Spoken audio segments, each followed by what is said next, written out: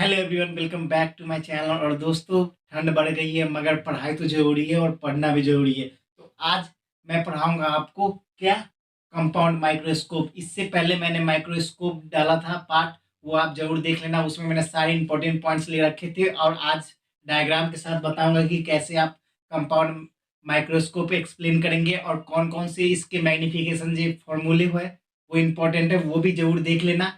तो स्टार्ट करते हैं आज का वीडियो। अगर चैनल पे नए हो तो लाइक, कमेंट और शेयर जरूर कर देना। तो स्टार्ट करते हैं आज का सेशन। सबसे पहले देख लीजिए कंपाउंड माइक्रोस्कोप होता क्या है। तो compound microscope it consist of two converging lens. Converging lens क्या होता है, पहले ये आपको जानना जरूरी है। कन्वर्जिंग लेंस होता क्या है, तो कुछ नहीं, देखिए आसानी से मैं जहां पर कोई रे ऑफ लाइट कन्वर्ज करे किसी एक पॉइंट पे, उसी को बोलते हैं कन्वर्जिंग लेंस। और कन्वेक्स लेंस जो है वो कन्वर्जिंग लेंस है। तो इसलिए मैंने डायग्राम कॉन्वेक्स लेंस का ले रखा है। आपसे अगर पूछे कि कन्वर्जिंग लेंस किसको बोलेंगे, कन्वेक्स लेंस को, ये आप ध्यान में रखना। उसके बाद अरेंज कोएक्सली, कोई एक्सियली अरेंज होता है एक दूसरे के ऊपर, ये अरेंज होता है। The one facing object is called objective. अब ऑब्जेक्ट की तरफ फेस किया हुआ रहेगा, किसी भी ऑब्जेक्ट की तरफ फेस किया हुआ रहेगा, उसको बोलेंगे ऑब्जेक्टिव।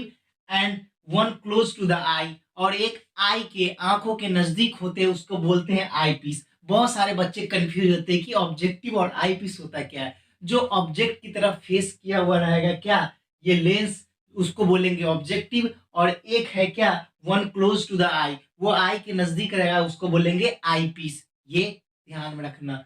द ऑब्जेक्टिव है smaller aperture, small focal length then those of the eye piece. Objective का जो होता है स्मॉलर एपर्चर, एपर्चर साइज जो होता है बहुत छोटा होता है, और स्मॉल फोकल लेंथ भी होते हैं। तो ऑब्जेक्टिव का जो एपर्चर होता है वो छोटा होता है और फोकल लेंथ भी स्मॉल होता है, किसके कंपेरिजन में, आई पीस के कंपेरिजन में। अब देखेंगे इसके डायग्राम, उसके बाद देखेंगे मैग्निफिकेशन, वो भी पूरे फुल टू आपको याद हो जाएगा अच्छे तरीके से। तो देखिए इसका डायग्राम। सबसे पहले मैंने लेंस ले लिया, कौन सा लेंस है, कन्वेक्स लेंस है। और यहाँ पर देख लीजिए ये आई पीस है, जो आई पीस आप बोलते हैं, एक ऑब्जेक्टिव बोलते हो। तो आई पीस से सबसे पहले यहाँ पर देख लीजिए रे ऑफ लाइट पास किया, तो लेंस से रे ऑफ लाइट पास किया यहाँ पर, और कुछ एंगल से एक और रे ऑफ लाइट पास किया। पास करते करते देखिए यहाँ पर एक इमेज बनाया, और इमेज को आप आई से देख रहे हो, तो आई पीस से देख रहे हो। तो देख लीजिए यहाँ पर इसका, इसको इमेज दिख रहा है इतना इतना सा। जैसे जैसे आप उसके इमेज, उसकी फोकल लेंथ बढ़ाओगे, धीरे धीरे फोकल लेंथ बढ़ाते जाओगे। उसके बाद देख लीजिए जैसे ही इसने फिर रे ऑफ लाइट, इसको ये तो छोटा इमेज दिखा दिया, उसको जैसे ही इसको साइज इंक्रीज करना होगा, किसकी साइज, ऑब्जेक्ट का साइज को इंक्रीज करना होगा। तो देख लीजिए यहाँ पर फिर यहाँ से अपर्चर से रे ऑफ लाइट पास करते करते करते करते आपका फिर एक और इमेज फॉर्म किया, जो large highly magnified image form किया, पी। यहाँ देख लीजिए पी डैश मैंने ले रखा है, इतना बड़ा इमेज बन गया। तो दोस्तों इसमें करना कुछ नहीं है, आपको सबसे पहले ये जानना है कि एफ जीरो होता क्या है। एफ जीरो आपका फोकल लेंथ ऑफ ऑब्जेक्टिव होता है, ये focal length of eye piece हो गया। ये आपका कोई रे ऑफ लाइट पास कर रहा है, और एल इसका डिस्टेंस इसका बता दिया। उसका किसी एंगल से कोई रे ऑफ लाइट पास हो रहा है, पास होने के बाद किसी एक पॉइंट पे यहाँ पे क्या हुआ, मीट किया, यहाँ पे कन्वर्ज किया। कन्वर्ज करने के बाद एक इतना सा इमेज बना, जिस इमेज को आप आई पीस के जो आपके लेंस जो होगा वहां से आप देख सकते हो, देख सकते हो, आसानी से देख सकते हो। और ये, और इसका जो ये इमेज है, ये इमेज कितना बड़ा दिखेगा, इतना बड़ा दिखेगा, देख लीजिए इतना बड़ा, मतलब हाईली मैग्नीफाइड करके दिखेगा। इसलिए इसको बोलते हैं माइक्रोस्कोप। माइक्रोस्कोप बेसिकली कोई भी इमेज का साइज जो होता है वो इंक्रीज कर देता है। और इसकी बात करेंगे, एक तो रिलैक्स आई की, मतलब रिलैक्स आंखों में आपका मैग्निफिकेशन क्या होगा, और दूसरा मैंने फॉर्म लिस्ट डिस्टिंक्ट विजन, मतलब कुछ इस डिस्टिंक्ट विजन पे किसका मैग्निफिकेशन क्या होगा। मैंने कल इसको माइक्रोस्कोप के बारे में पढ़ाया था, उसका मैंने रिलैक्स आई का फॉर्मूला बताया था, आपको याद है तो कमेंट सेक्शन में जरूर बताना। उसका फॉर्मूला था M is equal to D by F, और एक डिस्टिंक्ट विजन के लिए क्या होता है, one plus D by F, याद रखना दोस्तों, वो भी इंपॉर्टेंट है। तो आज देखते हैं magnification of compound microscope. Compound microscope का मैग्निफिकेशन क्या होगा for relax I. Relax I से आपका मैग्निफिकेशन क्या होगा, देखिए आसानी से याद रखना।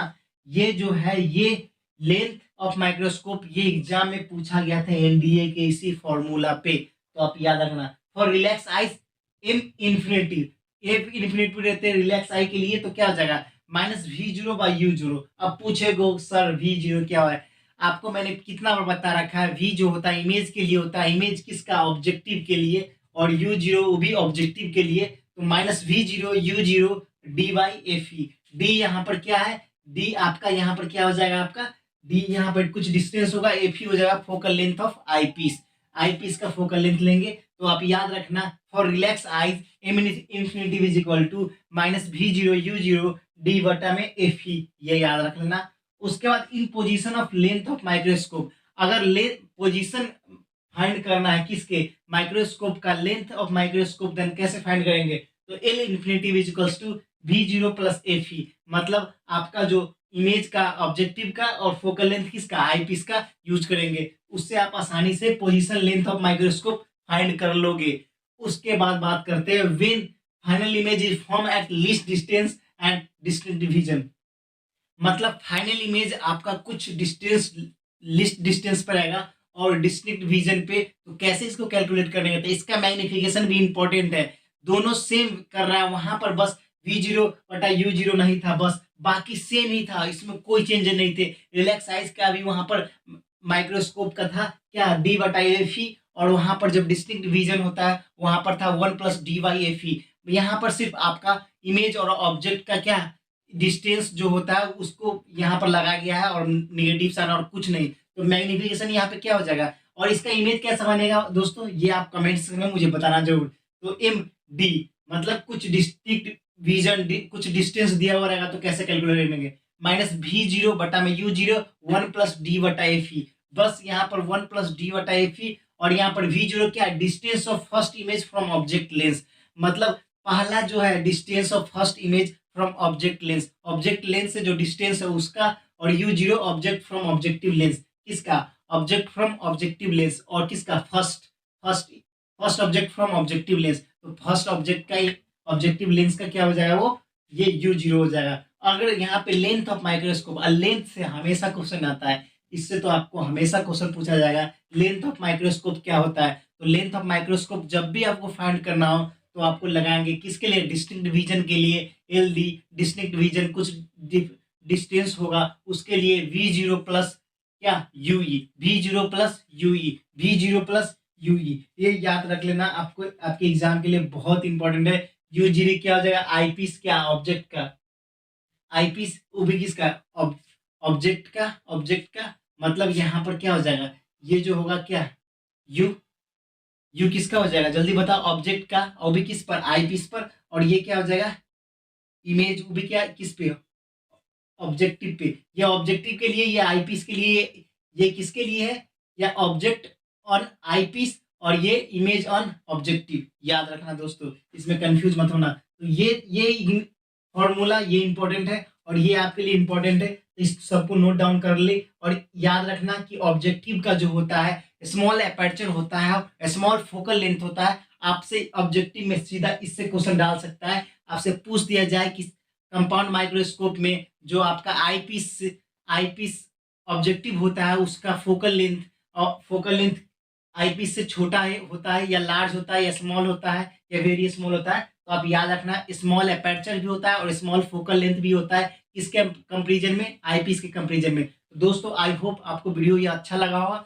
अगर अच्छा लगा हो तो जरूर दोस्तों के साथ शेयर करना, और कमेंट सेक्शन में बताना कि आपको इसमें क्या पार्ट समझ में नहीं आया और कौन सा पार्ट में आपको डाउट रह गया, वो कमेंट सेक्शन में जरूर बताना। अगर चैनल पे नए हो तो लाइक सब्सक्राइब और शेयर ठोक के जाना, और मिलते हैं नेक्स्ट वीडियो में। फिलहाल इतना ही, जय हिंद, जय भारत, वंदे मातरम, स्टे सेफ।